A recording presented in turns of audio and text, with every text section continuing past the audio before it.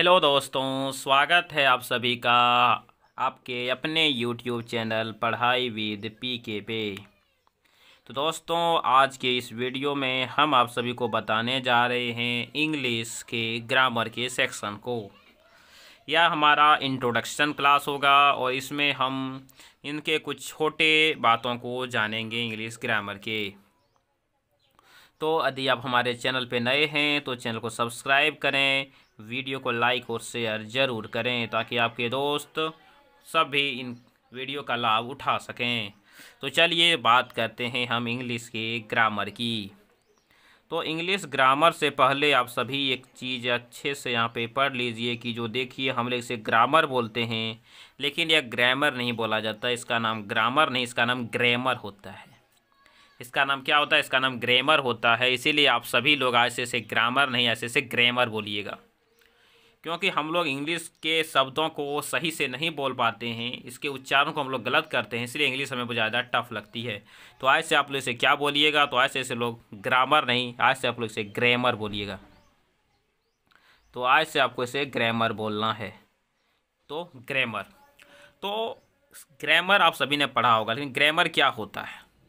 देखिए, ग्रामर होता है रूल्स और मेथड कि हमें कोई सेंटेंस में किन रूल्स को फॉलो करना होता है, किसी सेंटेंस को लिखने के क्या मेथड हैं, उन्हीं को ग्रामर बोला जाता है। और ग्रामर में हमें वही पढ़ना होता है कि हम कैसे लिखें कि हमारा लिखा हुआ सही हो, किस मेथड से हम वाक्यों को बनाते हैं, किस मेथड से हम इंग्लिश के और अलग अलग सेंटेंस को बनाते हैं। तो बस वही होता है ग्रामर में। तो चलिए आज बेसिक से शुरू करते हैं। तो इंग्लिश या फिर कोई भी लैंग्वेज का जो बेसिक होता है वो आप सभी जानते हैं। क्या उसका बेसिक होता है? तो उसका बेसिक होता है उसमें जो वर्ण होते हैं, जो अल्फ़ाबेट होते हैं, जो लेटर होते हैं। तो किसी भी भाषा का सबसे बेसिक अक्षर होता है उसके अक्षर यानी लेटर। तो आप सभी जानते हैं कि इंग्लिश में टोटल लेटर कितने हैं। तो इंग्लिश में टोटल होते हैं आपके 26 लेटर। तो इंग्लिश में आपके टोटल 26 लेटर होते हैं। 26 लेटर होते हैं। इनमें से हम लोग 5 लेटर को वावल बोलते हैं और 21 लेटर को कॉन्सोनेंट बोलते हैं। तो 5 होता है हमारे वावल और 21 होते हैं हमारे कॉन्सोनेंट। तो 5 लेटर को वावल बोला जाता है और ये अन्य 21 हैं उसे हम लोग कॉन्सोनेंट बोलते हैं। तो ये बात हुई हमारे इंग्लिश के लेटर की। तो 5 में कौन आते हैं? तो 5 में आपके ए आते हैं, ई आते हैं, आई आते हैं, वो आते हैं और यू। तो ये जो 5 हैं, ए, ई, आई, वो और यू, तो इसे हम लोग बोलते हैं वावल। और अन्य जो 21 होते हैं उसे हम लोग बोलते हैं कॉन्सोनेंट। तो इसको छोड़ के अन्य जो 21 आते हैं वो कॉन्सोनेंट में आते हैं और इधर जो हो गए वो हमारे हो गए वावल। ठीक है, तो यहीं से हमारी इंग्लिश स्टार्ट होती है। तो जो लेटर होते हैं, अच्छा एक चीज़ बताइए, देखिए राम एक लेटर है, ए एक लेटर है, एम एक लेटर है। अब इन तीनों लेटर को मिलाया तो एक जो बना ये क्या है? कोई नेम है। मतलब कि कहने का मतलब है कि ये कोई वर्ड है, शब्द है। तो इंग्लिश में जब हम लेटर्स को मिलाते हैं तो उनसे जो बनता है उसे वर्ड कहते हैं। लेकिन कब? जब उसका कोई मीनिंग हो, जब उसका कोई मीनिंग हो। तो यदि मैंने अक्षर को मिलाया और उनसे कोई मीनिंग बना तो उसे हम लोग बोलेंगे वर्ड, यानी इसको बोलते हैं मीनिंगफुल वर्ड। लेकिन देखिए,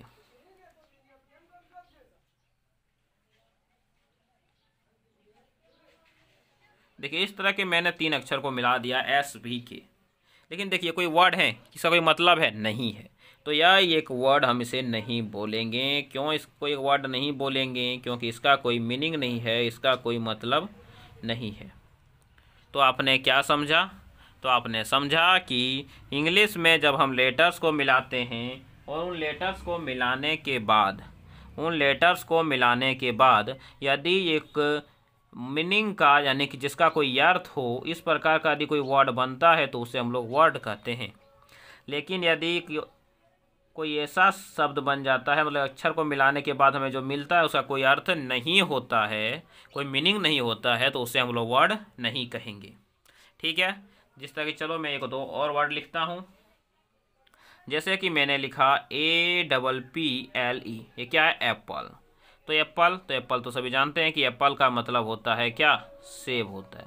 तो देखिए इसका एक मीनिंग है, हाँ मीनिंग है, तो यह क्या हो जाएगा? या एक वर्ड हो जाएगा। इसी तरह मैं लिखूँ यदि BOX, बॉक्स। तो बॉक्स मतलब क्या होता है? बक्सा, संदूक, या फिर इसे बॉक्स भी बोला जाता है। तो बॉक्स। अब बताइए बॉक्स का कोई मीनिंग है क्या? बोलेगा हाँ सर बॉक्स का एक मीनिंग है। तो बॉक्स क्या हो जाएंगे? तो बॉक्स भी हमारे एक वर्ड हो जाएंगे।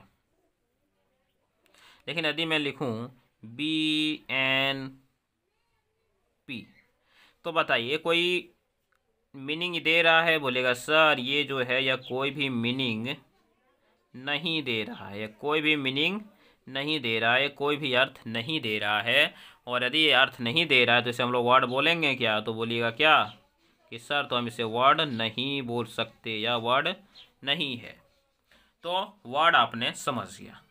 तो देखिए वर्ड जो होता है वह वर्ड ही होता है इंग्लिश का बेस।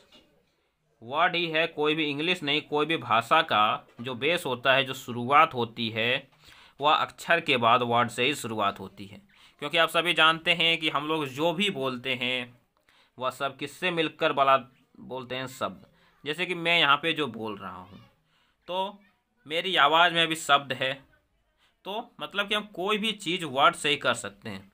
तो वर्ड जो है वो हमारे वर्ल्ड का सबसे इम्पोर्टेंट चीज़ है।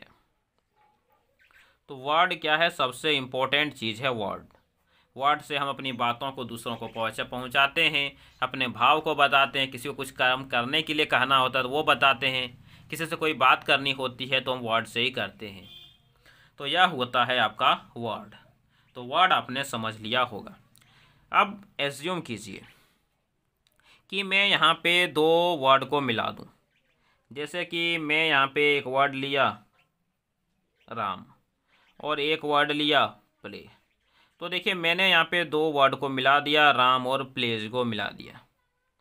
तो क्या हो गया? या इसका जो अगर मैं मीनिंग देखूं तो हो जाएगा कि राम खेलता है।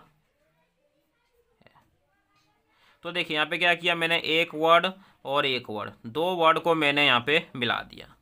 तो बताइए दोनों वर्ड को मिलाने के बाद जो बना उसका कोई मीनिंग है क्या? बोलिएगा हाँ सर इसका एक मीनिंग तो अब हमको मिल गया कि इसका मीनिंग हो गया राम खेलता है।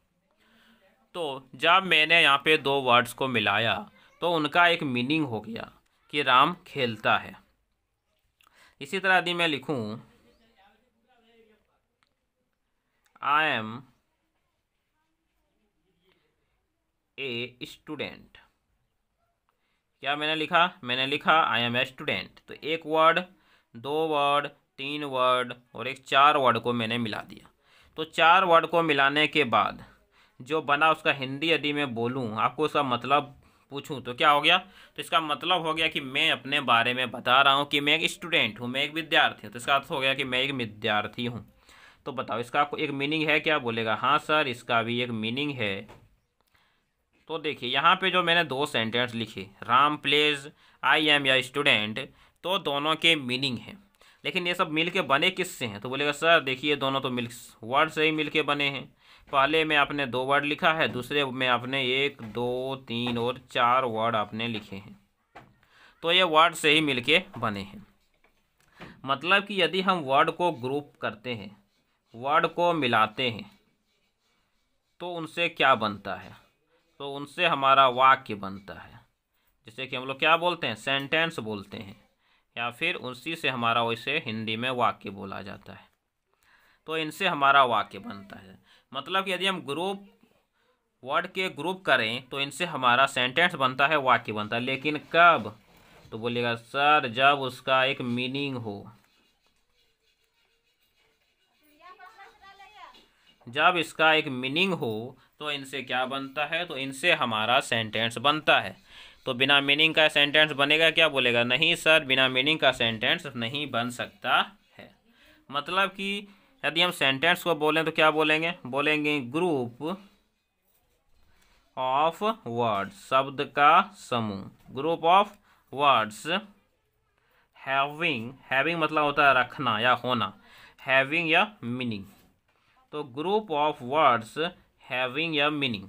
तो वैसे ग्रुप ऑफ वर्ड जिसका एक मीनिंग होता है उसे हम लोग क्या बोलते हैं, तो उसे बोला जाता है सेंटेंस। तो आपने सेंटेंस सीखा। तो आपने यहाँ पे 3 चीज़ें सीखी। सबसे पहले तो ये सीखा कि जो इंग्लिश का फिर किसी भी भाषा का जो शुरुआत होता है वह लेटर से होता है, यानी कि वह अक्षर से होता है। किसी भी भाषा की शुरुआत जो होती है वो अक्षर से होती है। जब हम लेटर को ग्रुप करते हैं, जब लेटर को मिलाते हैं तो वर्ड बनते हैं, लेकिन कब, जब उस लेटर का एक मीनिंग हो।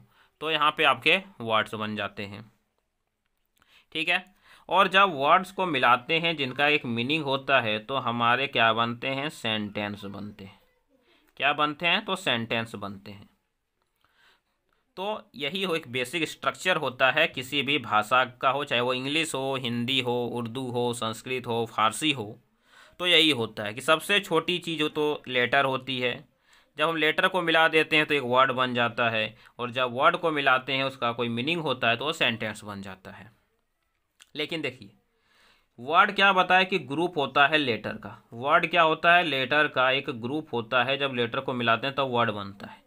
लेकिन ध्यान रखिए, कुछ वर्ड ऐसे भी होते हैं जो केवल लेटर होते हैं। जैसे कि यदि मैं बोलूँ आई, तो आई एक अकेला है, साथ में एक वर्ड भी है। आई क्या मतलब होता है, मैं। तो एक वर्ड है लेकिन सिर्फ एक ही लेटर से बना है। जैसे कि आप लोग ए लिखते हैं, तो ये दोनों क्या, ये दोनों एक वर्ड हैं लेकिन क्या, एक ही अक्षर से बने हैं। तो एक अक्षर, एक लेटर भी एक वर्ड को बना सकता है। तो इसके एग्जाम्पल क्या हो जाएंगे, आई और ए। आई और ए जो हो जाएंगे वो इसके एग्जाम्पल हो जाएंगे, जो कि लेटर होते हुए भी एक वर्ड भी है। और ग्रुपिंग ऑफ वर्ड से क्या बनते हैं, तो सेंटेंस बनते हैं। तो चलिए, आज आपने 3 चीज़ें सीखी, लेटर, वर्ड और सेंटेंस। तो कोई भी भाषा मैंने बताया कि इन्हीं तीनों वर्ड से मिलके बनती है। तो चलिए, अगले वीडियो में हम एक एक चीज़ को सीखेंगे।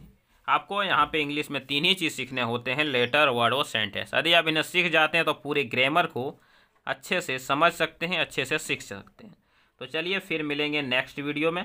तब तक के लिए आप इस वीडियो को देखिए, इस वीडियो को सीखिए और पूरे वीडियो को समझने की कोशिश कीजिए। और यदि आप चैनल पे नए हैं या आपने हमारे चैनल को सब्सक्राइब नहीं किया है पढ़ाई विद पीके को, तो इसे सब्सक्राइब करें, वीडियो को लाइक करें और इसे अपने दोस्तों को ज़रूर से ज़रूर शेयर करें। तो चलिए, मिलेंगे अगले वीडियो में। तब तक के लिए आप लोग पढ़ते रहिए, सीखते रहिए और प्रैक्टिस करते रहिए।